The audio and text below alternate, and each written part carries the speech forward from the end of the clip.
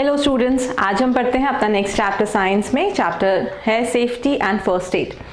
अब देखिए, कई बार हम कहीं जा रहे होते हैं, कई बार हम कहीं से आ रहे होते हैं, हम बहुत बार कई बार जल्दी में होते हैं और रोड पर हम बहुत बार कुछ एक्सीडेंट्स देखते हैं।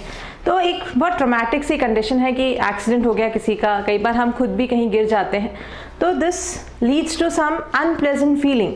तो इस चैप्टर में हम बेसिकली पढ़ेंगे एक्सीडेंट्स क्या होते हैं और उनसे बचने के लिए हमें क्या सेफ्टी रूल्स फॉलो करने चाहिए। तो एक्सीडेंट बेसिकली क्या है? एक अनप्लेजेंट इवेंट है जो हमारी life as well as property को एक बहुत ही नुकसान पहुंचा सकता है। तो एक्सीडेंट को हम कैसे डिफाइन कर सकते हैं? It is an unpleasant event which causes harm to our life and property. In order to avoid these accidents, we need to follow certain rules. कुछ सेफ्टी रूल्स अगर हम फॉलो करें, कुछ सावधानियां बरतें, तो हम इन एक्सीडेंट से बच सकते हैं।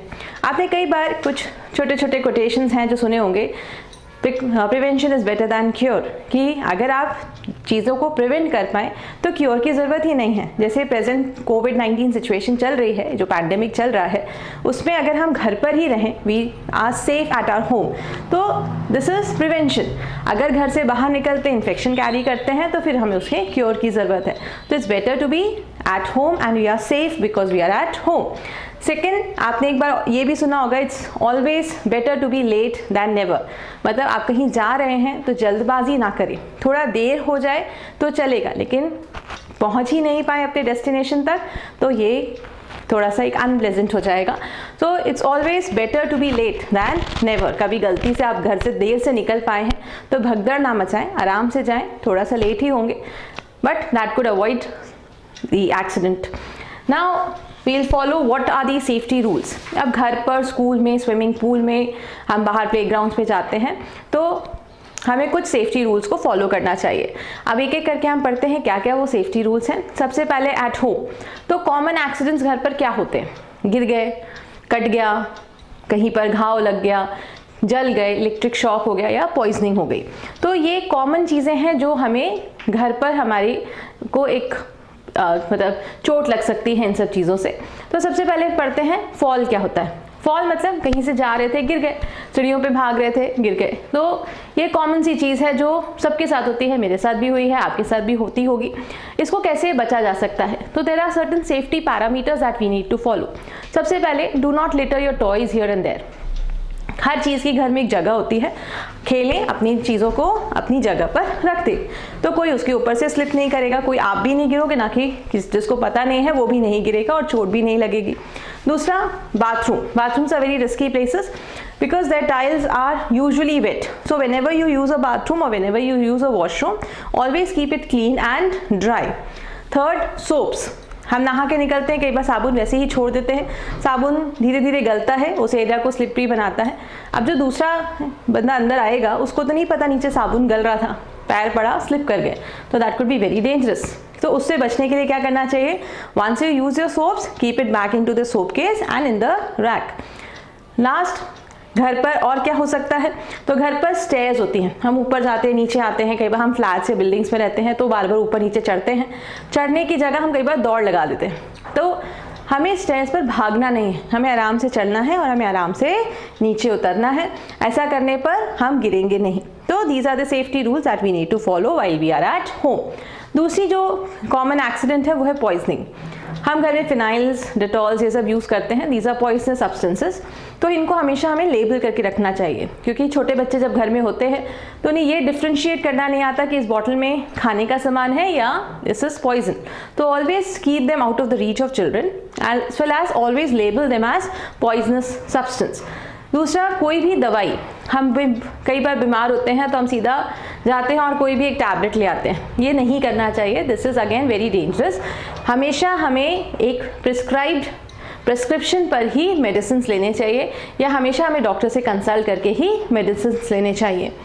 Next that could lead to accidents is Burns.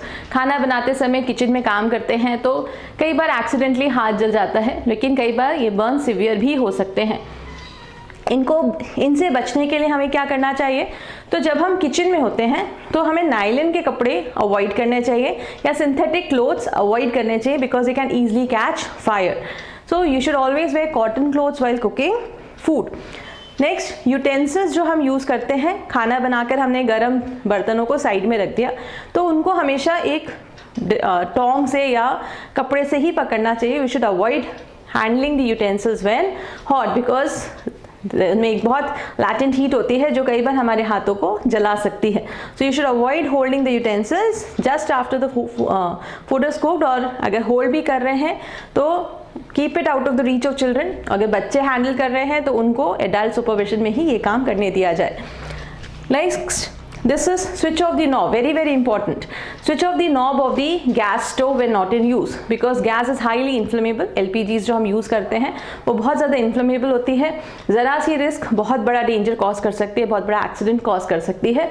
तो जब भी हम किचन में होते हैं तो हमेशा अपने गैस स्टोव को के नॉब को बंद रखना चाहिए, और जो सिलेंडर होता है उसको भी जब हम कहीं बाहर जाते हैं, लॉन्ग ट्रिप से जाते हैं, तो उसका मेन स्विच हमेशा बंद करके जाना चाहिए या उसके रेगुलेटर को हमें निकाल देना चाहिए. Next, cuts and wounds. Cuts and wounds simple से मतलब है चोट लग गई, कट गया. कटेगा कब? जब हम शार्प सब्सटेंसेस को यूज़ करते हैं, नाइफ वगैरह जब हम यूज़ करते हैं, फ्रूट्स काट रहे थे, ध्यान नहीं गया, टीवी देखते देखते हम फ्रूट्स काट रहे थे और हाथ कट गया. तो ये सब करते वक्त भी हमें थोड़ा सा कॉशियस रहना चाहिए, प्रिकॉशंस बहुत ज़्यादा यूज़ करने चाहिए.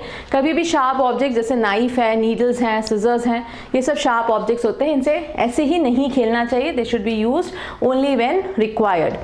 एंड वेजिटेबल्स जो होते हैं उनके पील्स वगैरह को भी हमें यूज़ करने के बाद, खाने के बाद डस्टबिन में फेंकना चाहिए, क्योंकि कई बार जो बनाना पील्स होते हैं they are very slippery.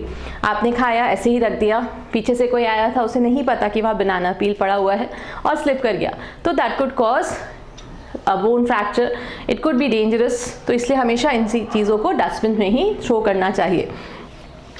And this is electric shock, the last one, जो घर पर कॉमन कई बार तो छोटे छोटे इलेक्ट्रिक शॉक्स कई बार लग भी जाते हैं, तो इनसे बचा जा सकता है. एक तो हमें हमेशा इंसुलेटेड और अच्छी क्वालिटी के इलेक्ट्रिक वायर्स का यूज़ करना चाहिए. दूसरा, इलेक्ट्रिक अप्लायंसेस कभी भी गीले हाथ से टच नहीं करने चाहिए. You should never ever switch off the electric appliances when you are wait.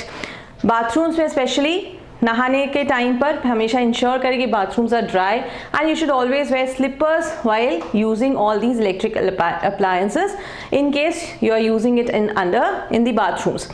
Next, जो मेन स्विच होता है, घर में हमेशा एक मेन स्विच होता है, that should be of in case आपको कहीं स्पार्कलिंग देखने को मिल रही है या कहीं किसी को इलेक्ट्रिक शॉक लगा है, तो जल्दी से जाके मेन स्विच को बंद कर दें. तो that would cut off the complete electric supply and that would save a persons life.